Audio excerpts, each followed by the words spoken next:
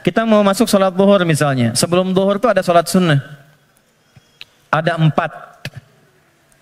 rakaat. Bisa dibagi 2. 2 rakaat, 2 rakaat. Kalau nggak sempat waktunya untuk 4, bisa 2. Hadis Ibnu Umar. Sebelum asar ada 4 rakaat. Rahimallahu mra'an shalla qabla al-'asri arba'an. Misal, salat mutlak. Malam misalnya ada tahajud. Kita ingin coba bangun tahajud. Nggak usah yang tinggi-tinggi dulu. 2 rakaat aja dulu.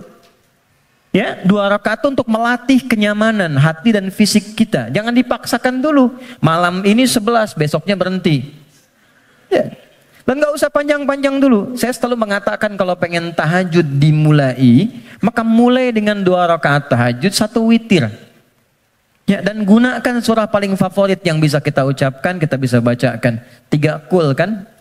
Dari wajahnya tuh kelihatan. Rakaat pertama, qul a'udzu birabbil falaq, al-falaq. Ya kan? Antum kan nggak jauh dari al-asr, an-nasr, al-kautsar, al-falaq, an-nas, al-ikhlas. Pada ikhlas semua tuh. An-nas. Tutup witir dengan 1 rakaat, al-ikhlas. Ikhlas. Saking ikhlasnya cuma 1 gitu ya. Oke. Oke. Coba dulu itu. Sampai jiwa kita merasa bosan, nyaman jiwanya. Tapi kan kita mulai merasa bosan, masa ini terus? Besok kan jadi naik kan? Jadi 4, terus tambah ad-duha, al-insyirah. Lama-lama menikmati. Nah, ketika menikmati itu yang disebut dengan halawatul iman, nikmatnya beriman. Sudah pengen pindah surat. Kalau para penghafal Quran tuh adik-adik RKM biasanya murajaah. Al-Baqarah, Ali Imran, An-Nisa, biasa. Tapi kalau sudah paham esensi tahajud, yang dibaca itu kadang, kalau sudah mengerti, surat yang sesuai dengan kebutuhannya. Itu tingkat tertingginya. Misal, sedang ada persoalan yang berat ke jiwa. Nggak harus tinggi-tinggi. Baca rakaat pertama ad-duha, kedua al-insyirah. Kita nggak harus tinggi-tinggi dan kita merasakan itu. Pengen membangun hubungan baik dengan Allah, pengen taubat gitu kan, pengen mendekat, pengen jadi ahli surga, baca surat Az-Zumar misalnya. Pengen husnul khatimah, bacakan surah Al-Fajr misalnya.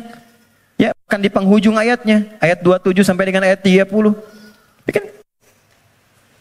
Sampai terasa kenikmatannya. Itu yang dimaksud dengan wa yuqimunas shalah, dan tunaikan dengan khusyuk, dengan merasakan itu. Ya, ini poinnya. Jadi, mengerjakan amalan takwa pertama dengan menunaikan sholat, itu bisa mencegah nafsu. Supaya tidak liar, tidak keluar fahsyah, tidak keluar mungkar. Kalau sudah yang buruknya ditekan, maka muncul lawannya yang baik. Nafsu ditekan, takwanya naik. Manusia kan cuman begitu.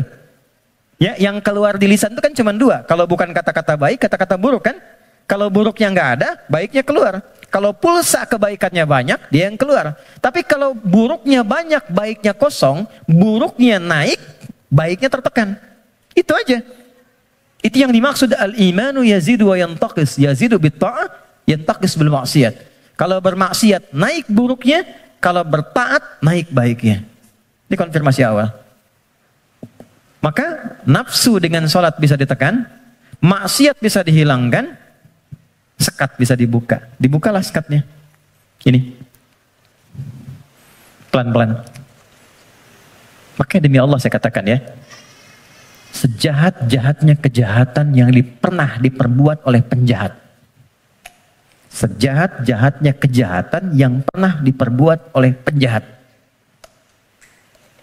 Itu akan sirna dan tuntas dengan menunaikan sholat yang benar ditunaikan.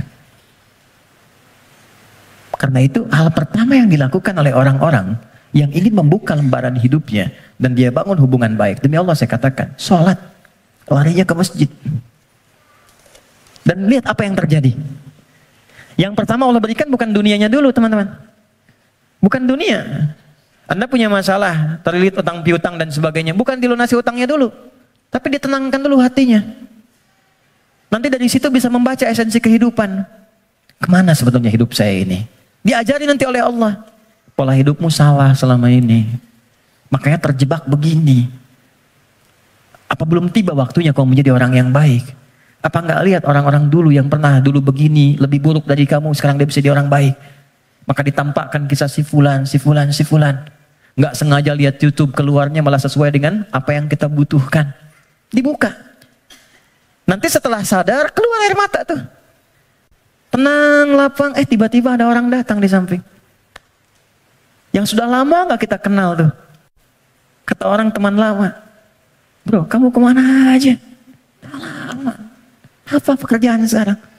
Cerita ngobrol, udah ikut saya aja. Pelan-pelan ikut berubah, masalah selesai tanpa terasa. Ada yang sedang tobat, sujud. Selesai ternyata husnul khatimah, wafat. Itulah salat. Jadi yang pertama yang Allah berikan lewat ibadah salat itu untuk membahagiakan dulu. Kebahagiaan yang dirasakan setelah tuntas mengurai satu persoalan itu disebut falah namanya. Falah, karena itulah panggilan salat disandingkan dengan panggilan falah. Dengarkan suara muazin yang nyaring berkumandang itu. Hayya 'alas shalah. Setelah itu apa? Hayya 'alal falah. Itu kalau kita memahami makna falah dengan pendekatan ini, demi Allah saya katakan, tidak ada yang paling indah kecuali kebahagiaan ketika mendengar suara muadzin itu. Itu yang menjadikan sahabat Ali bin Abi Thalib sudah gemetar ketika mendengar suara adzan. Allahu Akbar, Allahu Akbar. Sudah nangis beliau. Saking ingatnya kasih sayang Allah. Tiba panggilan yang saat didengar oleh gunung. Kalau paham gunung itu mengerti bisa hancur saking merasakan nikmatnya dari Allah. Karena saat itu ada amalan yang kalau dosa bisa diampuni, permintaan dikabulkan, masalah diselesaikan. Salat. Kalau paham dengan ini, gak ada orang meninggalkan salat. Yang ada pengen salat terus. Pengen salat.